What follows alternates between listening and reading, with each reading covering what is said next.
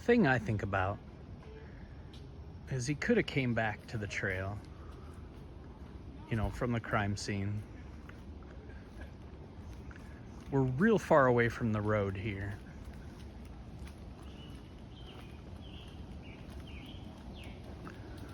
Did he walk this trail at all after?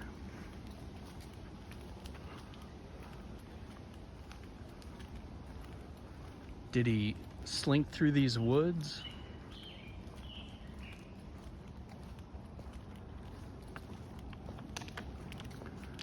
I don't know, it's fascinating. Did he go out, you know, by the ravine and the cemetery and then walk that entire road all the way back to the CPS building? It's a long way, a very long way.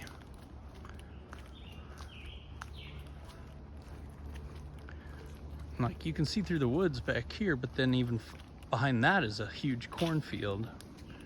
Like, this trail comes up close to the road. The further we get, the closer to the Freedom Bridge, but I don't know. He could have hid through the woods. I mean, there wasn't any foliage. He'd be paranoid. Playing it safe. But him being seen muddy and bloody, maybe he just didn't care. And it was just pure luck he even got away, which is nuts.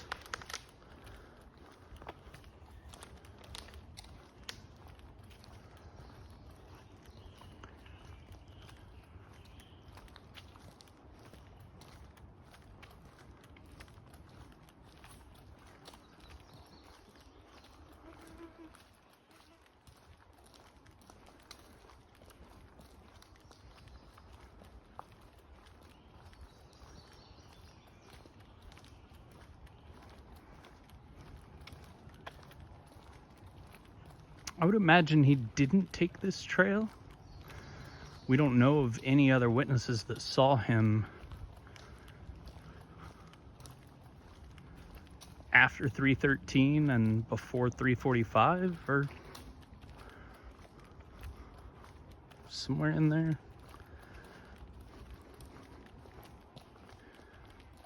And yeah, it takes a half hour at least to walk from the crime scene, maybe even a little longer,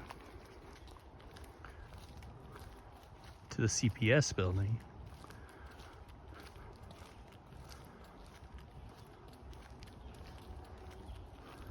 So you can kind of see, I think it's soybeans right now, yeah. There's a field on the other side of the, so even here you couldn't like hide in the woods. You'd have to walk along the tree line or something. The farmers would probably see you. The road's way out there by now. I suppose you could walk through there, but you have the other trail over there. And it's way, like, kind of out. It doesn't converge until the Mary Gerard entrance. I don't know. A lot of strange things. There's not a lot of traffic on 300 out there, so it's entirely feasible he just walked toward the road at some point and just followed the entire road. And the mirrors are not German Baptist, but similar Amish kind of, I forget the exact name of it, but oh, snake. Oh, you guys get to see a treat. It's a ringneck snake. Oh, he's so cool. Wow. There. Whoa. All he does is need to get off the. Don't don't let him bite you or anything. You guys get a rare treat. He's super cool. That is so cool. I've never found a rainbow. All right, let's put them up there a little bit ways so that I'm taking video for you, but I understand. No, let's put him back or out in the woods so he doesn't get stepped on. My son is definitely gonna end up being DNR or... There's a baby fawn. Oh, I see it. There was a baby deer. I hope you guys got to see that. That's probably good, James. We saw snails out here earlier and we were taking them off the trail so they didn't get stepped on, and there was a frog and there was a big spider we moved. We like to protect the life of nature. It's still in its spots on it. Does that mean it's a baby? Yeah. But I think it must have left its mom or... Do they go in dens? No, they just like, well, hide down and the mom will go eat. Ah. And then the mom... That baby deer was pretty big. That was cute. Yeah.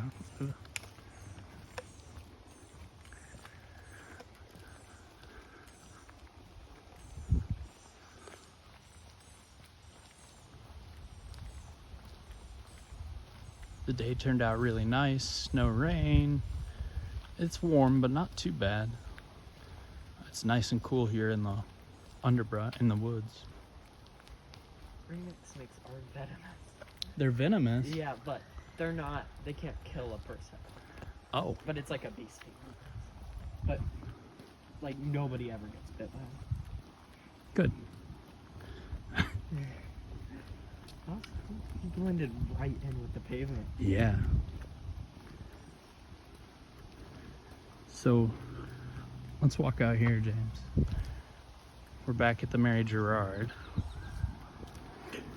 Randy was telling us that the city really doesn't want all the stuff here, unfortunately. They made the bricks into a shape of a heart, which is nice. A couple pretty plants.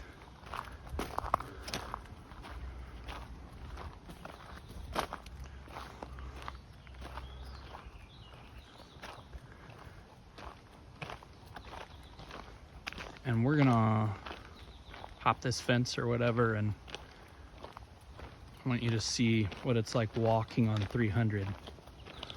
And I'll show you some of the, see over here, that's all cornfield, and you can't, I mean, it's, perspective's a little difficult on a phone. I don't think he would have been able to hide in the corn. I don't think, well, there wouldn't have been corn, yeah. They harvest it. In February, it'd be bare ground, pretty much. And he would have been really easy to see. Yeah, exactly.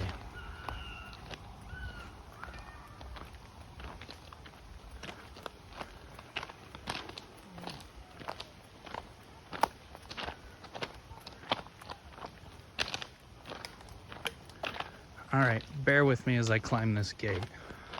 Or I could jump it.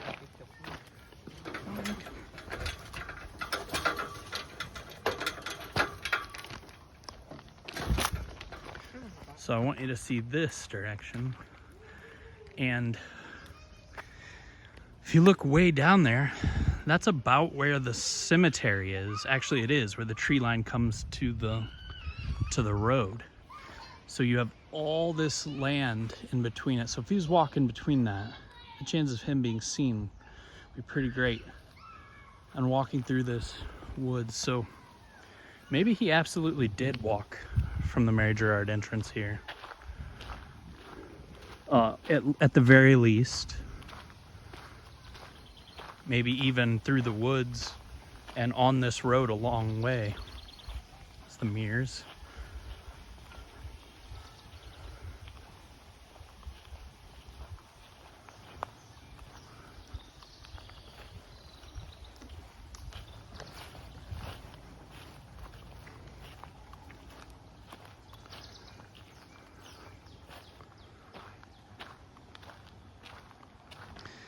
So you can, as you can see, as we walk away from the Mary Gerard entrance and toward the CPS building, which isn't there, but the parking lot still is. You can see this big bend in the road. I know people had some theories about being able to see down here or something, but no. You wouldn't be able to see people dropped off at the Mary Gerard from the CPS. There's too much of a curve in the road and it's too hilly. Is that Ron Logan's house or no? No, Ron's was much further down, past the cemetery, which is a pretty far distance from there to the CPS.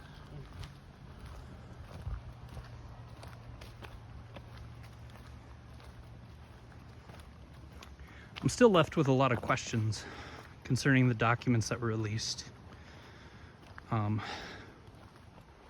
Did they test other guns?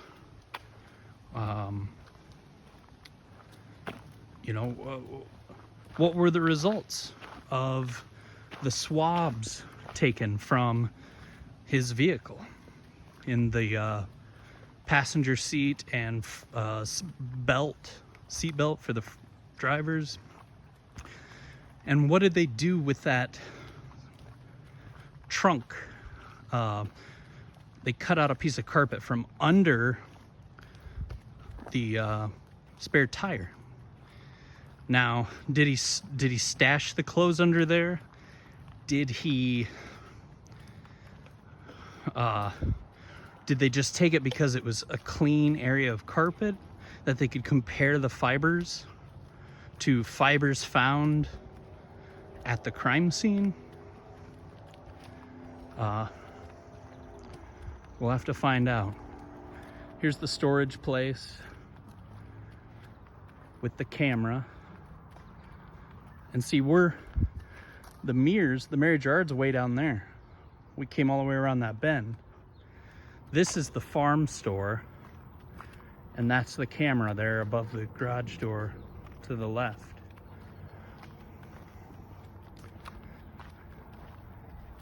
This is a long time to spend on this road.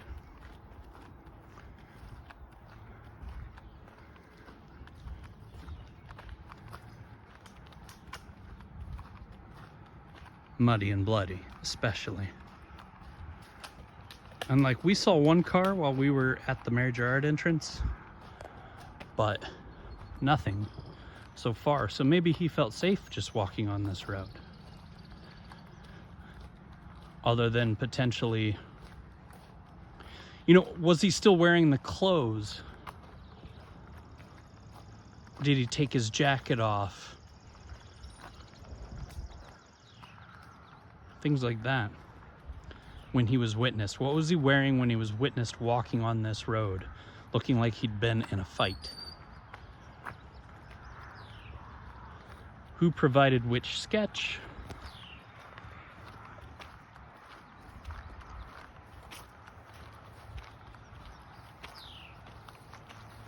I'm not so quick to condemn anyone as the murderer. And we should question the evidence and weigh it in a fair way, honestly. There have been plenty of false confessions and cases overturned due to false confessions, especially when the Reed technique is used, especially when a person is under severe mental distress. Our whole system is kind of screwed, and it's really more about just getting a confession and convicting than it is about knowing the truth or actually solving things or finding things out. And I think the public in this case, we want to know what actually happened. Like, not for some sick fantasy or something, but like, I realize we may never get answers. You can start to see the Freedom Bridge poke out there through the woods. Like, I'm walking at a decent pace. And so you get an idea of how long he was out here walking. Whether he was on the north side or this on the south side, it doesn't matter. It's pretty vulnerable out here.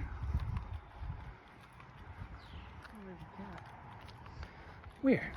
Ah, kitty shot. Aw.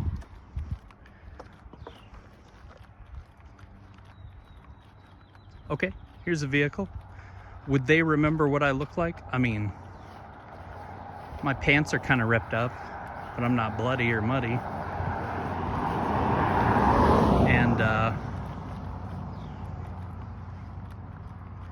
I'm wearing a Abby Libby tie-dye shirt that I got from the Erskine family at a memorial ride a couple years ago. Would they remember that? What color would they remember my shoes are, which are army green? Yeah, I don't know if that's always been there. We saw some guy walk up there earlier, and James and I both looked at each other like, what is happening here? But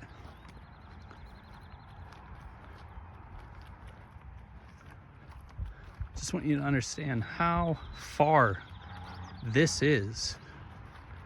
And there's no real cutting across here. There's no cutting corners to get to the CPS building.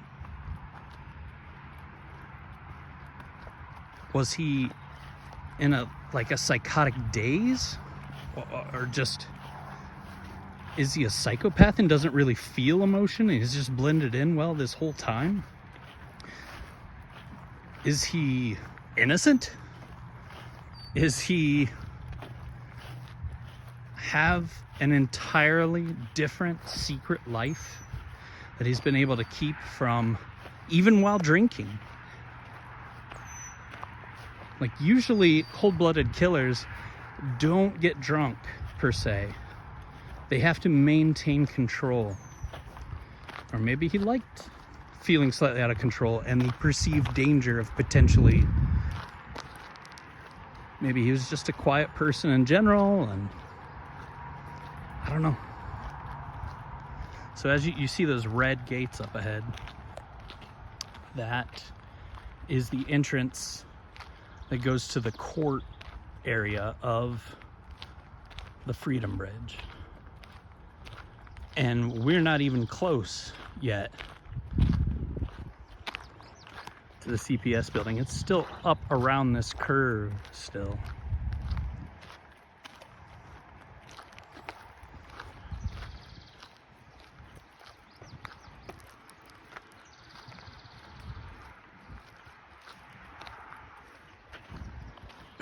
Yeah, it's kind of see the Freedom Bridge through there. Oh, I'm sorry, this is actually private property. Huh.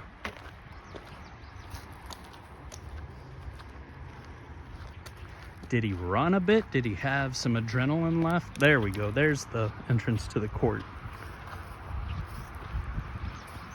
The Freedom Bridge.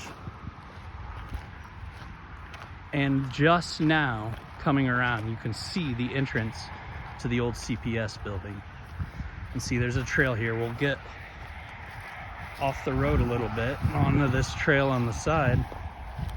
You potentially, in the winter, you could duck down. There's the Hoosier Heartland Highway.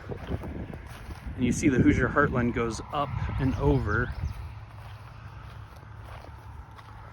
Can see very clearly. Here comes a car.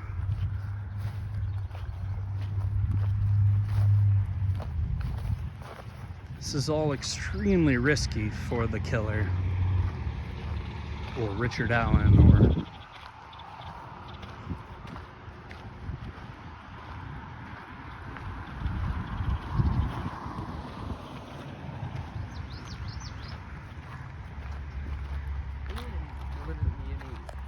leaves on the trees or anything. That's right, there wouldn't have been any leaves on the trees. So my ankle's getting angry with me, but let's walk up here anyway.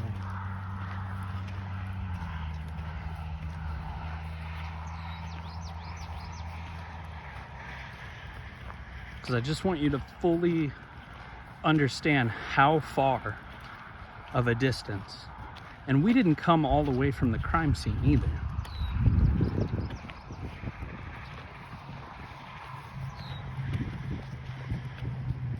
I feel like you'd be way more tired if you went up all those hills all the way to the road. Absolutely. And with shorter legs and heavier body, it would be nuts, honestly. I mean, adrenaline's gonna keep you for a while, but like, jeez. And here we finally are.